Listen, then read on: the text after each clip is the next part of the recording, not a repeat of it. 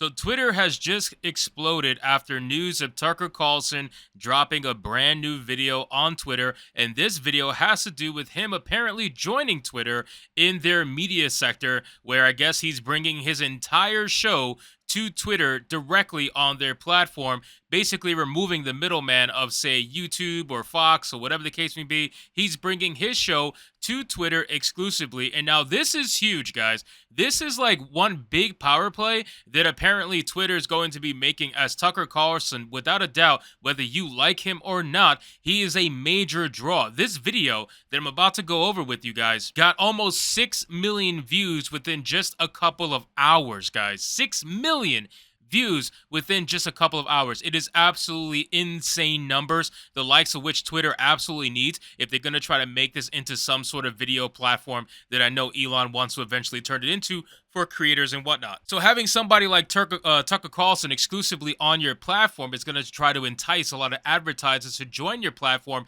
especially when you start having numbers to back it up. I mean, think about that, guys. 6 million views in just a couple of hours. So just imagine what it's going to do in a 24-hour period. It is mind-blowing to me. Not only that, coupled with the fact that Matt Walsh is now uploading all of his videos on Twitter as well. He's not doing it exclusively, but he is uploading it to Twitter now, and other major content creators are also doing the same exact thing. It's only a matter of time before Elon Musk gets what he wants and turns Twitter into a video platform. So we're going to do a live reaction to this video, guys, because a lot of you asked me to do so. So that's what we're going to do. But of course, before we do, just consider giving this video a like so you can push us out into the YouTube algorithm. I'm going to play the video and we're going to break it down bit by bit. Let's get into it. Hey, it's Tucker Carlson. You often hear people say the news is full of lies, but most of the time that's not exactly right. Much of what you see on television or read the New York Times is in fact true in the literal sense. It could pass one of the media's own fact checks. Lawyers would be willing to sign off on it. In fact, they may have. But that doesn't make it true. It's not true. At the most basic level, the news you consume is a lie of the stealthiest and most insidious kind. Facts have been withheld on purpose, along with proportion and perspective. You are being manipulated. How does that work? Let's see. If I tell you that a man has been unjustly arrested for armed robbery, that is not, strictly speaking, a lie. He may have been framed. At this point, there's been no trial, so no one can really say.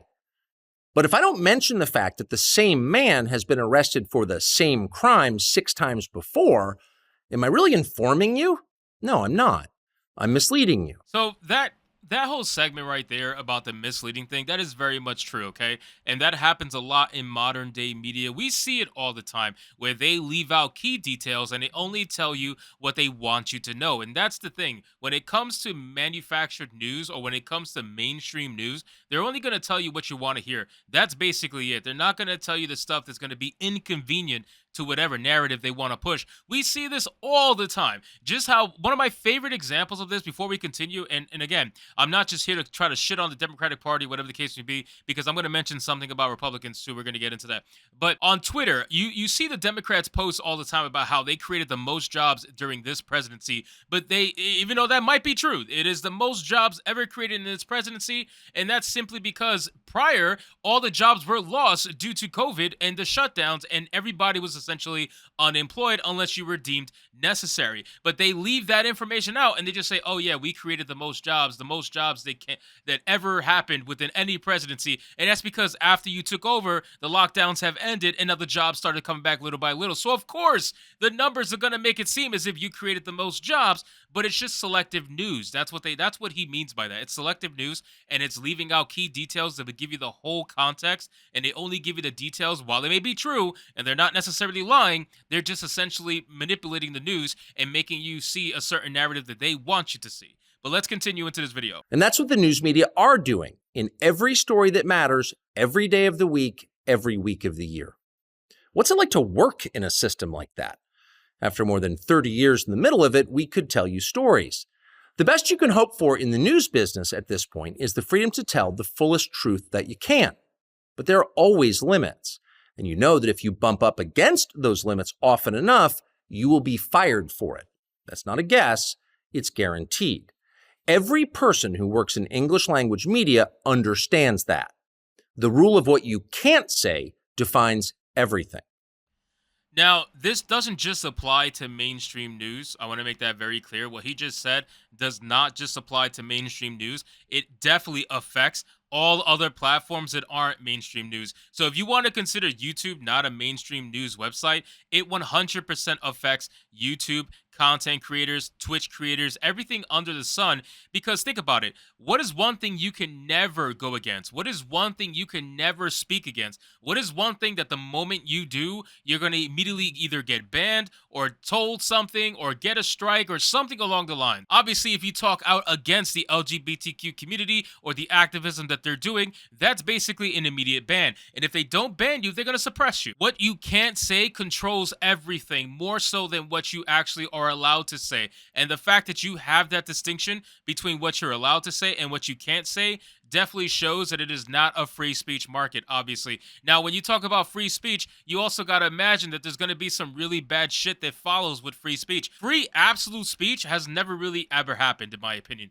Free absolute speech has been hindered by the fact that people obviously consider certain things to be hate speech. And as long as those things are considered to be hate speech, then there is no such thing as free absolute speech. But for the most part, you should be able to say what's on your mind, regardless whether or not people agree with you or not. But unfortunately, that starts to muddy the waters, and it becomes harder to dictate what is allowed and what's not allowed. And once you start doing that, you become a publisher. You don't become just a platform. And that's the whole argument that I believe Trump had prior when he was in office that he never actually followed up on. But let's continue the video. It's filthy, really, and it's utterly corrupting. You can't have a free society if people aren't allowed to say what they think is true. Speech is the fundamental prerequisite for democracy. That's why it's enshrined in the first of our constitutional amendments. Amazingly, as of tonight, there aren't many platforms left that allow free speech. The last big one remaining in the world, the only one, is Twitter, where we are now. Twitter has long served as the place where our national conversation incubates and develops. Twitter is not a partisan site. Everybody's allowed here, and we think that's a good thing. And yet, for the most part, the news that you see analyzed on Twitter comes from media organizations that are themselves thinly disguised propaganda outlets. Now, that's 100% true. And here's the thing about Twitter, okay? Twitter is still not a free speech platform. It never will be because, again, like I said earlier in the video, there's no way you can be an absolute free speech platform and also adhere to certain laws against hate speech and all this other stuff. Like, there's just no way. But Twitter is the best example that we do have. The reason why I say that is because it is not a Republican echo chamber. It is not a Democrat echo chamber, at least not anymore. It was before, and it was without a doubt definitely getting there. Twitter, 100% before Elon Musk took over, was becoming a Democratic cesspool. It was absolutely becoming an echo chamber, but ever since he took over, it is now going back in the other direction. But thankfully, it is not a Republican echo chamber as well. Everybody is on Twitter. All these celebrities who threatened to leave Twitter after Elon Musk took over, guess where they're at? They're still on Twitter because they're addicted to Twitter, and they also know that Twitter is 100% necessary to their activism that they like to take part in. Instead of their acting, they like to take part in their activism. But guess what has act in both words? I'm just saying. But anyway, the point is, Twitter is definitely a place where both sides are allowed to be and everybody in between, and they all converse on that platform. They may yell at each other 24/7. We may make fun of each other 24/7, but at the end of the day, everybody is here, and that's why Twitter is so important right now. The pinnacle of what we're seeing. Honestly, I feel like we're seeing history made right now. Not in terms of just Tucker Carlson, but just the overall spectrum of where news media is going. The removal of mainstream media and the rise of the independent content creator, I think, is huge. The fact that Tucker Carlson is moving away from Fox News after he got fired and deciding to do his own thing and bringing it to Twitter exclusively is just mind-blowing to me. I'm sure he got a lot of money thrown at him from Elon Musk, but still, at the end of the day, it's going to be major for the platform and major for social media in general. But let's continue. We're almost done.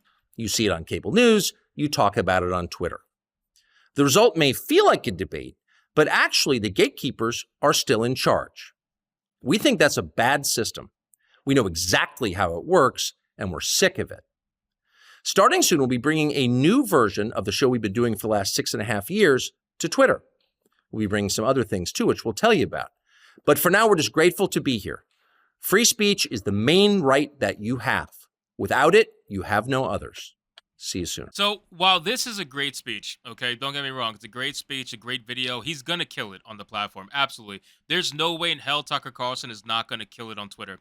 This is a great speech, but Tucker Carlson absolutely took part in everything he just complained about, in my opinion. He took part in all of that on Fox News. He was obviously having to censor certain things that he was saying, and he had to put out the news in a certain light, not necessarily in the full light that he probably would have liked, but he still took part in all of it for almost 30 years, like he says. So while you can complain about it, you cannot just look the other way and say that you didn't take part in that either. Now, I am grateful that you are going to, seemingly anyway, try to change that. But still, you being on Twitter doesn't necessarily mean that everything you're saying is true. You should be held to the same standard as you hold Democratic news media outlets. So they all go hand in hand. And I hope that with Tucker Carlson coming to Twitter, I hope that it does make Twitter into a platform where content creators, video creators, everything like that can excel and succeed more than they already are. Shit, I gotta be honest with you, it's making me think, should I upload my videos to Twitter? I'm really not sure, but I'm thinking about it. So anyway, guys, thank you so much for watching this video. I hope you did enjoy it. And if you did, consider leaving me a subscribe. I would greatly appreciate it. Don't forget to like the video, comment, let me know what you thought, and I'll see you guys on the next one. Hypnotic out.